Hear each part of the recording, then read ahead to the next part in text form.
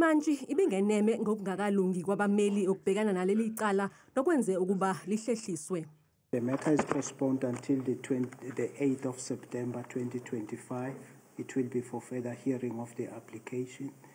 All four of you are currently on bail. Your bail is extended on the condition that the 8th of September 2025, you are at court number 16. You will be redirected to a court where the application will be heard.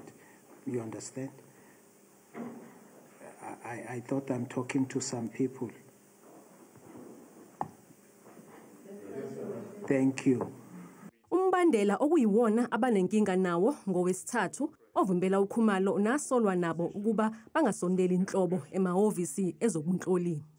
As it stands, the condition reads as follows. Accused number 1, 3, 4, 5, 6 and 7 are prohibited from being at any premises of crime intelligence within the country, RSA, while the matter is pending.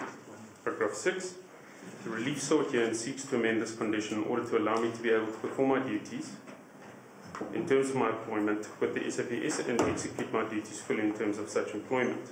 Paragraph 7. In the alternative to the relief set out in the notice of motion, to which this affidavit is attached, amendment to the condition is sought to allow me to attend the offices of crime intelligence where the witnesses are not present. Ummeli kaKhumalo uthi ofakazi kuleli cala abekho lapho abasebenzela khona. Amendment to the condition is sought to allow me to attend the offices of crime intelligence where the witnesses are not present. I've considered the witnesses and am of the opinion that the witnesses contained in the docket do not occupy all the crime intelligence offices in the country and submit that the amendment can simply have the effect that I am allowed to attend the offices that are not occupied by the witnesses. Paragraph 8 on page 3. Ummeli kaKhumalo uthi ukutholwa kwakhe engenacala yisigcawu sokuqondiswa izigwegwe kuyinkomba yobumsulwa bakhe.